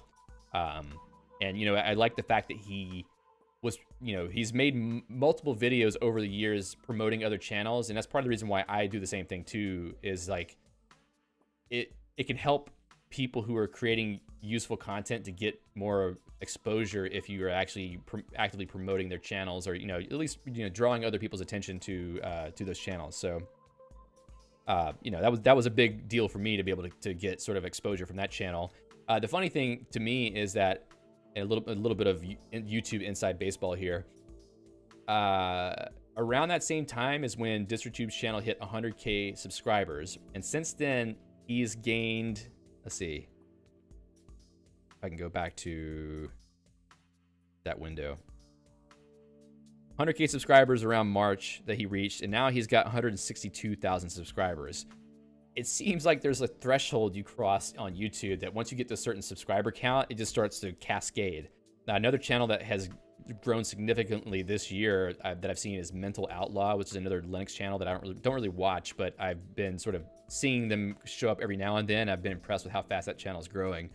And, you know, the type of content that you make contributes heavily to how much you get promoted, and I don't make the type of content that some of these people do, and I'm fine with that because, you know, I'm staying pure to the way that I do things. But you know, there's some characteristics to the YouTube algorithm that are kind of interesting if you watch people watch the subscriber growth of people over time. Mine has been pretty, you know, stable basically, and not really any huge bumps aside from the ones that I've mentioned so far. But anyway, kind of funny to think about. Also, reaching 10,000 subscribers was kind of a big deal to me because when I started doing this, I really didn't think that I would get to that number making Emacs videos, but apparently there's a lot of people in the world who are interested in Emacs. So going back to that Firefox window here, I think I hit that around, let's see, March. So that was cool. Like being able to hit 10K subscribers, I was very happy about that. And another validation of the fact that people were enjoying what I was doing. So, you know, I've gotten up to 18K by now, and it's, you know, grown steadily over the year. But, you know, certain milestones like 10K, 20K, whatever, those kind of are more meaningful in that, you know, you've reached a certain threshold that you probably didn't think you could reach before. So, you know, it takes time, takes a lot of effort continuing to crank out content. Gavin says, MO has gotten big. Controversy and lack of research is everything. I hadn't heard that particular opinion about Mental Outlaw, but that's interesting. Thickery says, I hope that you won't jump into politics. Politics is something that me as a person, I just don't care about. And I don't want to talk about it because I just find it to be divisive, and it just gets in the way of enjoying talking about fun stuff. So you won't be hearing me talking about politics on my channels at all, because what I'm doing here is trying to forget that things like that exist and focus on stuff that is interesting to me. So I guess you could say free software is politics, but as you can tell, I don't really talk too much about, you know, free software advocacy either. I've mentioned it and I say it's a good thing, but I also don't really like say you should be only using free software, because that's kind of I'm not going to say the word that I was thinking of saying, but I think it's kind of foolish to be too heavy saying that you should be doing a certain thing, because I got a loud notification. I feel like people should be able to choose what they do and make their own choices. So I don't want to be dogmatic and try to tell people they should do a certain thing. Let's see. Let's go back to this. Also, the first org roam video taking off. You saw that in the analytics before, where there was just like that huge spike in July when I did the first org roam video. And that accounted for, let's see, you can see there's like a little bit of a lift right here in terms of the number of subscribers coming in. A lot of people actually subscribed as a result of the org roam videos, because I think that people are interested in note taking, and Roam, the Roam program or Roam research, whatever it's called, is very popular, and the org roam package is very popular, or was very popular in the community. So at the time I made that video was right when Orgroom V2 came out, and a lot of people were interested in it. So, you know, that definitely accounted for a lot of new people finding the channel, which was great. It's hard for me to think about what more content I would make about Orgroom. Obviously, if I wanted to just, you know, try to drill hard on the YouTube algorithm and get more subscribers, I could just make more Orgroom videos. But I feel like I shouldn't do that unless I have something useful to talk about. Also, speaking at EmacsConf 2021 was a very nice experience for me, partly because I hadn't spoken at EmacsConf before. Last year when EmacsConf happened, I had just started my channel, so I didn't really have anything to say. And this year I got to give a really nice talk that basically closed out the conference, and I did a nice Q&A afterward where a lot of people were asking questions, and did a little bit of an extended Q&A after. So super nice experience for that. Got to talk to a couple of people over the Q&A who I had interacted with before on Twitter, but never actually spoke to like face-to-face, I guess over video chat. So that was cool. And then there was like the System Crafter Store launch, which was great whenever like the first sort of announcement of that happened. A lot of people went and bought some System Crafters merch. I'm actually wearing my System Crafters hoodie right now. I don't know if you can see that, but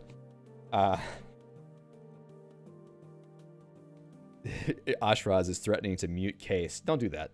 I know he's joking. But anyway, I'm very thankful to the people who went and bought something from the System Crafter store. I think that I need to do better on the stuff that I'm offering there, which we'll talk about in a minute, so that, you know, people feel like they actually want to buy things from it. But you know, I'm trying to find different ways to quote unquote monetize the channel and do cool things for the community, you know, to accomplish two goals. One is to be able to do more cool stuff on the channel, and the other is to be able to do this full time. So these kinds of things, I'm going to try to do more stuff that makes sense for this channel. One of the things I do want to do is to try to create, you know, better merch that people might be interested in. All right, for me, channel goals for 2022. I have a little bit of some audacious goals, I guess you could say. And I'm only sharing this with you because, I don't know, you're here, you're watching this, probably you're interested in what I think about, you know, what I'm doing here. The first one is to try to reach 35,000 YouTube subscribers. I wanted to reach 20K by the end of this year. I almost did that. I'm pretty close. If I had been making more videos in the last couple months of the year, I might have reached it. I'm probably about 1,500 subscribers away from that right now, as you saw. But, you know, I think 35K is fairly achievable depending on whether I get, you know, a couple of, you know, good videos out there. And you might be wondering, like, why do you care about more subscribers? Well, I don't care about a huge amount of subscribers. I don't want to be famous. And it sounds ridiculous to say that, but I'm actually saying it for the opposite reason that people would say it for. Like, I don't want to get too much exposure for what I'm doing. I want the right amount where there's a lot of people who are interested in what I'm doing, but I don't want to get like, you know, 100 million or like a million subscribers. I don't care about that. I think that's too much exposure. You know, to be a person online, it's better to not be overexposed so that people you're not attracting all the weirdos and the trolls, basically. So, you know, 100K subscribers, that's good. 200K, that's good. But when you get like further than that, I think it's probably too much. So 35K sounds like a very solid number to try to reach by the end of 2022. And I think we could probably do that depending on the kind of content. Though, if I'm focusing more on geeks, that might not happen. But I'm hoping I can help to try to like get more people interested in it at least. And maybe talk about some other stuff that would be interesting. Also reach 400 supporters. Now, right now I've got probably about 150 people supporting the channel on GitHub sponsors, Patreon, and LibrePay. Very, very thankful to those people. They're like the bedrock of my ability to do this going forward, and to also to buy new equipment, which I'm going to do this year, to make the quality of the streams even better. Having multiple cameras for multiple camera angles, having a better computer that has a lot more processing speed for, you know, even better quality streaming. There's a lot of things I want to do that the current sponsors are enabling me to do. But if I want to do this stuff full time, eventually I'm going to have to ramp up the number of people who are supporting the channel. And to do that, I'm going to have to actually provide the value necessary to get people to want to do it. So if anybody who is either a sponsor or not a sponsor currently has thoughts about what I can do to provide even more value to you that makes sense to sponsor the work that I'm doing, even at a low level, like, you know, $2 a month or something, let me know, because I'm very interested to know what I can do. I think a lot of people aren't very interested in the sponsor benefits that I currently have on listed on Patreon and GitHub, just because I don't really hear about people asking for those very much, because I'm terrible about not actually setting them up. That's my fault, because I need to automate some of these things. But I think it really comes down to like what content I'm working on and what value people are getting from that. That's really the most important part. So let me know if you have any thoughts on that, and please feel free to email me directly about it as well. But yeah, I think that, you know, getting to about 400, which is ambitious, it probably won't happen, but I gained a lot more sponsors this year than I thought I would. So who knows? That's going to be a really good ramp for me to eventually think about not having a full-time job anymore, so I can spend more time doing this stuff, which I really want to do, because I think there's a lot of things I can do to further what we're talking about on the channel. Another thing I want to do is make some cool merch worth wearing. I mean, I'm pretty happy with what I created so far, but it's all just logos on stuff. I actually want to pay designers to make some shirts that have actual designs, maybe with like some slogans or just some stuff that might be interesting to people in the community, maybe some like funny phrases or something. Probably not so much on that end. And I think that might be more interesting to people than just a System Crafters logo shirt, because, you know, you walk around with something and you feel like you're advertising for someone. You're just like a walking billboard. I feel a little bit weird walking around wearing my own shirt that has System Crafters written on it, especially if I'm wearing the System Crafters hat at the same time.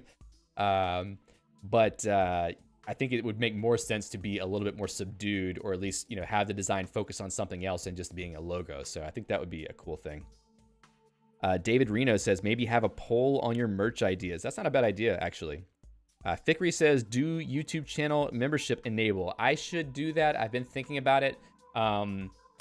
Here's the thing, like, the more ways I add for people to become sponsors of the channel, the more ways I have to like find a way to wire all these things together to give people benefits.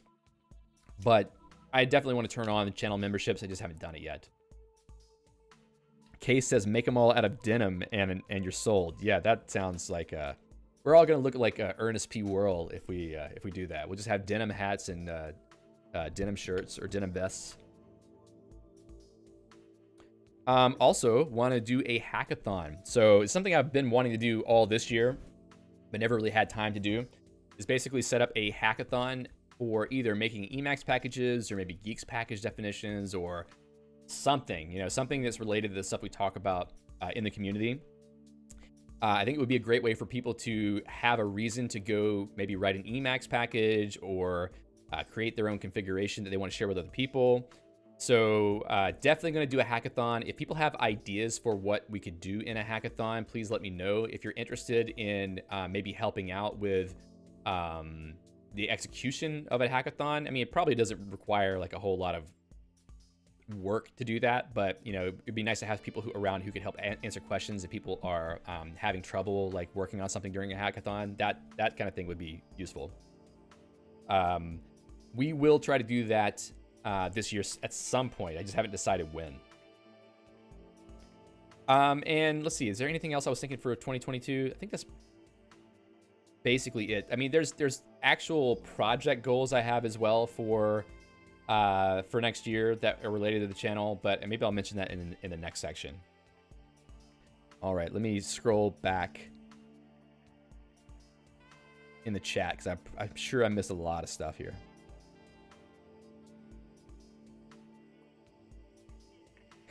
Case said, the heaviest politics here is evil versus vanilla keybinds. You're probably right about that, actually. I think that's probably one of the things that come up the most. Oh, yeah. I missed channel moments here. Come on. Suggestions.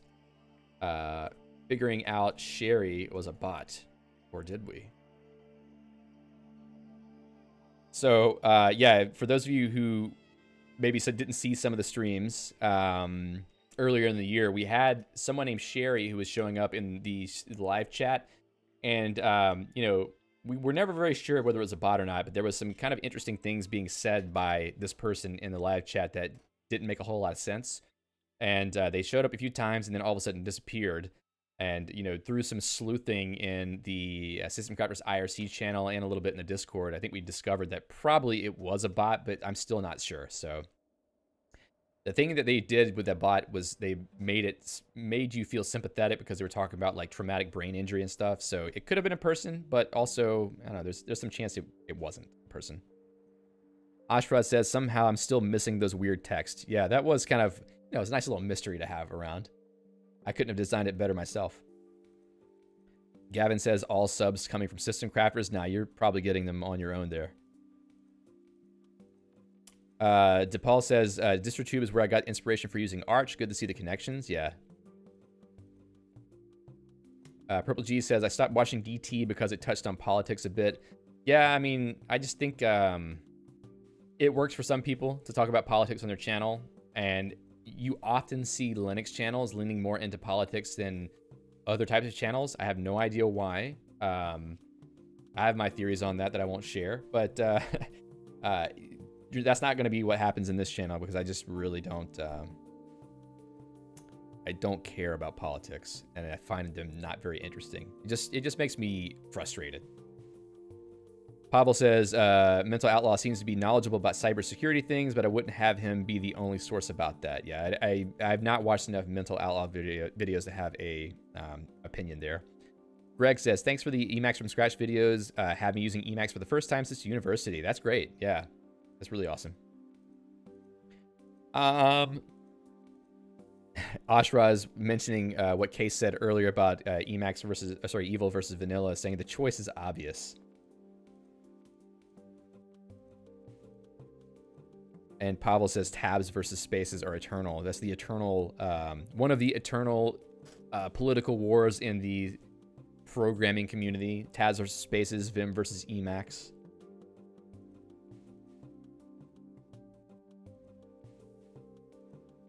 Let's see. Gavin says Lisp-related merchandise, take my money. Yeah, I'm thinking about that. I kind of wonder, like,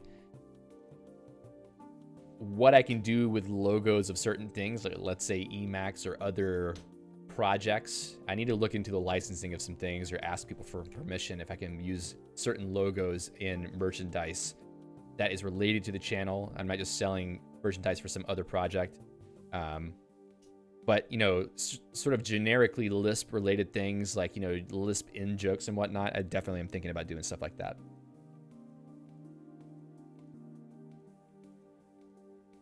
Gavin says, I think it's fair to aspire for growth and making content that helps people. Yeah, well, that's the main goal here, is I want to be able to actually provide value. Like, there's no point in having a YouTube channel if all you want is to be noticed by other people and become famous, because it's empty. Like, if you're not doing it for the purpose of, you know, entertaining or inspiring or educating someone, then I don't really see what the point is.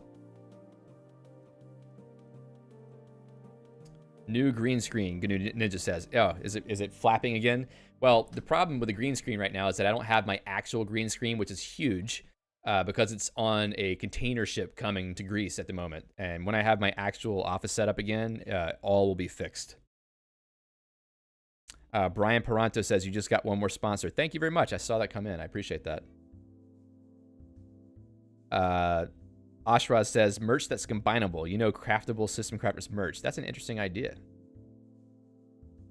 Greg says, zip up hoodie. I could definitely do that, for sure. Pavel says, how about writing a Lisp form to make an order? Oh boy, I think that would reduce the number of orders I would get. Let's see. Elephant says, Sherry is a rich part of a larger System Crafters lore. Yeah, that is kind of funny, actually. Gavin says, I'm dropping Patreon as an option starting this year. Sponsors is just better. I agree with that. The reason why I started using Patreon is because people were asking me to have Patreon as an option.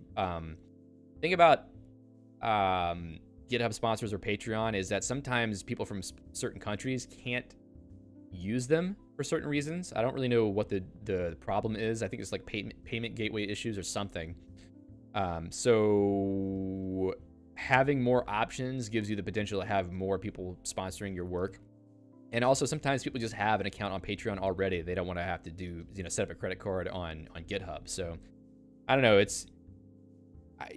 What I really want to do is make my own site for handling sponsorships and just get rid of everything else. And I've been working on something for that for a while, but it just takes time, and it is harder if you want to maintain something like that yourself.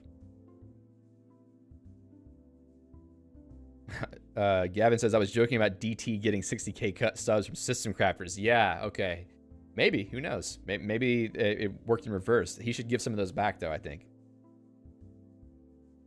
Elephant says, political discussion can be really tiring. We all can use a break from it. Yeah, part of the value of this channel probably over the last year is just that, it's a break from all the insanity in the world. We're just sort of like digging down into our Emacs camps and forgetting about the problems of COVID and everything else.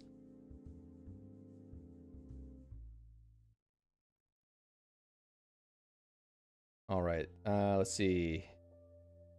Okay, so let me go back to the next thing. So we don't have a whole lot of time for this because I need to jump off the stream probably in 10-15 minutes. But I want to ask you all, what are your system crafting goals for 2022? I actually want to hear about your own goals and what you've got planned for your own projects. We can try to take a little bit of a list on these things. I think people have mentioned some stuff before, but I'm curious to hear because, everybody's got their own little pet projects and everything. So I'm very interested to hear what you have going on. Key says, my goal will be to build my Emacs from scratch and ditching Spacemacs. Building Emacs from scratch, ditching Spacemacs. Yeah, I mean, I think a lot of people are planning to do that as well. I saw people talking about that in Discord today. Brodale says, is there a chat box on the YouTube stream or just Twitch? The chat box you're seeing is actually the YouTube chat. I don't think the Twitch chat is showing up there unless, like, did anybody from Twitch say anything? I don't know. But, yeah. Let me see. Ashraz says, continue supercharging my org agenda usage, especially with custom commands and clocking. I want to do some of that too as well. Like, I just, I've gone through many iterations of my org agenda setup, and I'm never really happy with it, and I never really stick with it either.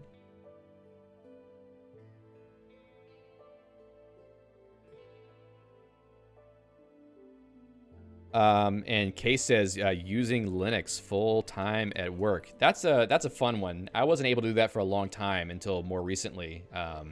And I'm very happy. I'm never going back to using Windows full time if I can avoid it. Someone says, my goal is learning vanilla key bindings, and it's going all right. That's great. Good to hear that. Hickory says, dry reading about org mode and customize my literate config just like Techosaur did in Doom Emacs Discord. Yeah, so literate configuration like Techosaur. Codorant says, whoops, it jumped again. Let's see. Where was that? I start my own programming channel to teach other developers full backend development. Well, good luck with that. I mean, that's a great goal to have. I highly recommend any of you who are watching this, if you have ever had a thought to make content of any sort, and I hate the word content, but it's really the best way to describe it, like blog posts or videos or podcasts or anything of that nature, definitely just do it. Just try it. Like whenever I started making Emacs from scratch streams, I didn't know what I was doing, and you could tell from sort of the haphazardness of the first streams there, but it's better to just get started and learn from what you do rather than trying to, be perfect and try to get everything like your equipment or your streaming setup, your recording setup, or your blog design or all that stuff. Don't worry about getting those things perfect. Just do it and see if you can get people to look at what you did. And the best way to do that is usually to post links to your stuff on Reddit or other community areas where you actually have the ability to publish things, or sorry, post things like links and whatnot. Some places are not very friendly to that, depending on where you go. Some subreddits on Reddit can be kind of hostile to you posting your own stuff, but at least for Emacs, the Emacs Reddit is very cool with people posting links to their own stuff, and that's where, you know, I got a lot of views on my original videos. Like, I posted links to my things on the Emacs subreddit. So definitely create your own content and share it with other people. One thing I see a lot on YouTube is channels where somebody has been just grinding away, making lots of videos, and they've got like 50 subscribers. And I'm thinking probably the problem here is that you're not actually promoting them yourself. The algorithm is not going to help you if you haven't been getting views on your videos, so it knows who to suggest them to. So you kind of need to do a little bit of the legwork yourself in promoting it, you know, sharing your stuff on social media and whatnot, so that you can get that ball rolling. So creating my own programming content, I think that's a great idea. Kay says org Roam and org agenda plus org all the things. Yeah. And I think Case also said that he wants to make some videos as well, which I think you should, because I liked your EmacsConf talk a lot. DePaul says using org mode as exclusive note-taking system. Definitely. The Twitch stuff is shown via restream. That's right, Ashraz. Thanks. Hey, R Primus. Nice to see you. See ya, Ashraz. Happy New Year. Probably missed you. Gavin says bringing Lisping to work. Which is another good thing to do, I think. I would like to do that myself, but I just avoid even thinking about it. Pavel says writing my thesis in org mode. I think that's a great idea, actually. You should do that. I think it would work well. Brodale says, for 2022, I'd like to work on performance of my setup. I'd be interested if you have any videos on profiling, benchmarking, tuning. I frequently have things like company mode. I think Restream cut off your message. But I do have a video on Emacs startup time that you might want to see. So go check, what did I call it? How to cut Emacs startup time in half or something like that. If you go check out that video, you might learn some things from that. Improving Emacs performance and startup time. Greg says, get Emacs in a place where I can use it at work. Yeah, get Emacs usable for work.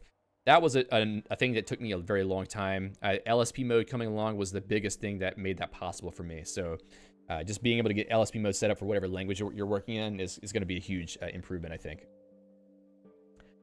Farzan says, I plan to use Steno and use it in Emacs. Have you heard of Plover?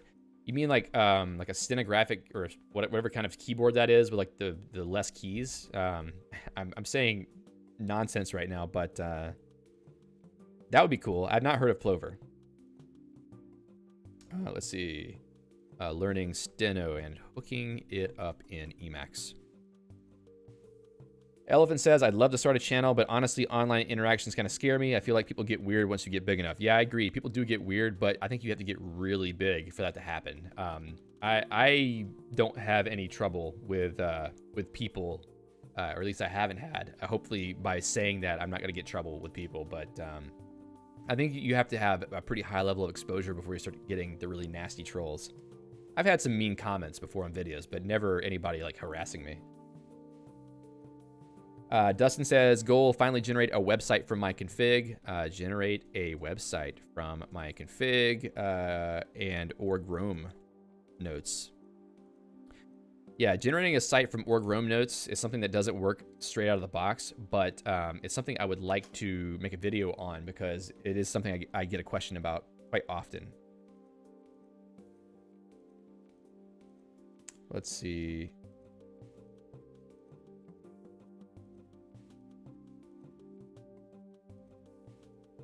Huh, that's interesting. Gavin says the Vim community started becoming hostile to anything that isn't just another LSP setup video. That's weird.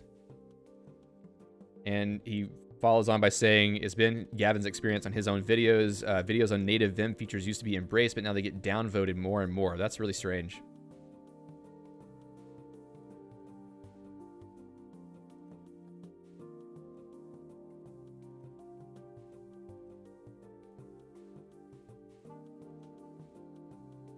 Let's see. Karthink says, my goal is to spend less time playing around in Emacs so I can do other stuff.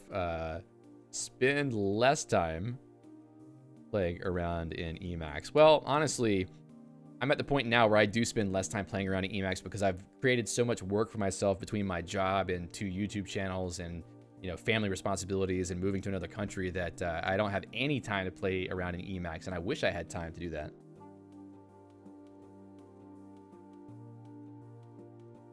Key says starting a blog is a good goal. Yeah, it is a good goal for sure.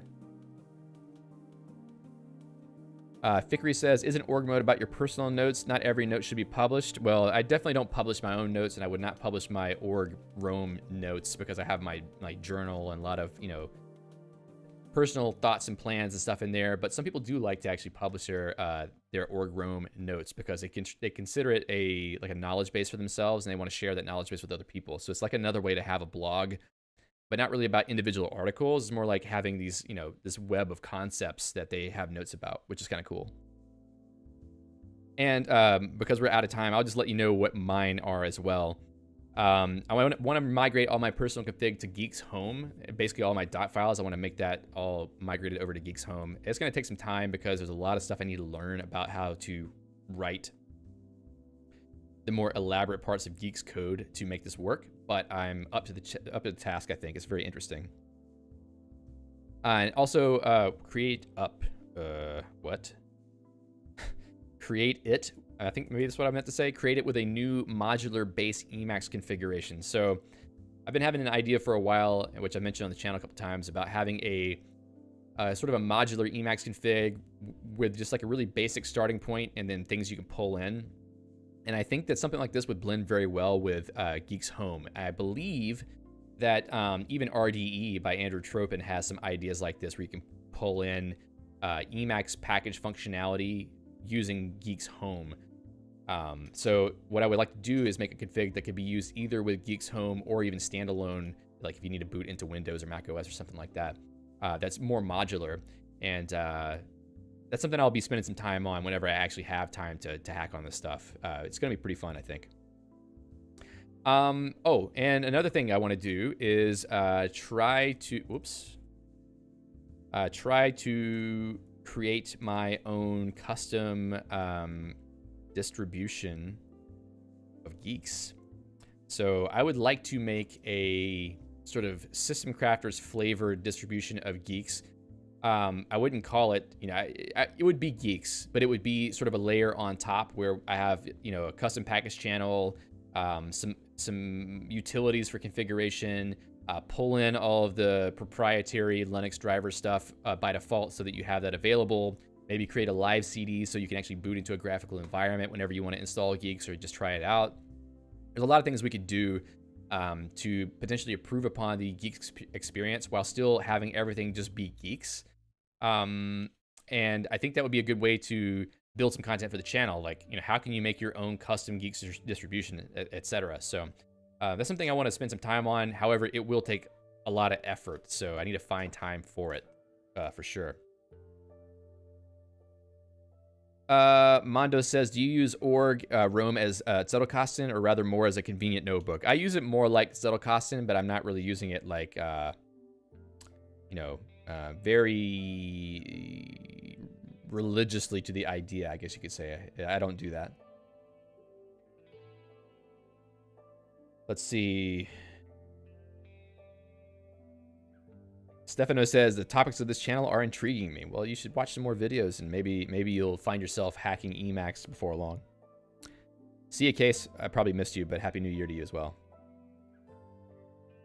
Doom Geeks, yeah, we're not making Doom Geeks. I'll make Quake Geeks. Shaw Geeks, SC Geeks.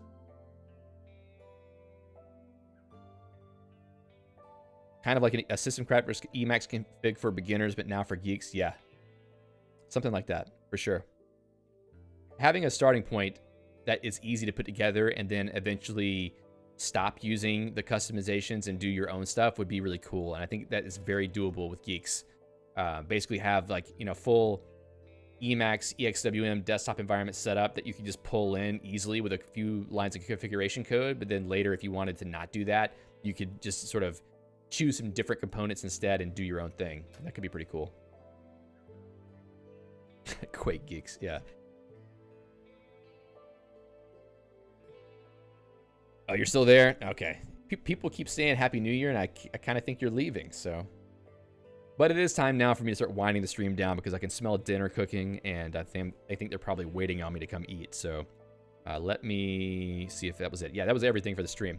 So anyway, like I said before, I'm really thankful to all of you for being a part of the community, being a part of the live streams, you know, engaging on IRC, Discord, etc. It's been a really great year for me. I had a lot of fun doing this stuff, and I'm looking forward to doing a lot more of it next year, especially with the second channel that I've started. And you know, in a more abstract level, my goal is just to inspire more people to have fun hacking on these kinds of things, you know, as a hobby and as a way to actually improve the way that you use the computer. Because for me, it actually has done that. It's been fun, and it also has improved the way I use my computer. So I just want to share that with people and try to find more people who might be interested in it as well. So really looking forward to the next year and sharing, you know, more things with all of you and seeing the kinds of things that you're going to create as well. And yeah, thanks so much for being here today. I hope all of you have a very happy and safe new year. And then we'll see you next week for more live streams and hopefully a System Crafters video that gets posted. So anyway, thanks all for being here. We will see you next time. And until then, happy hacking. Thanks a lot.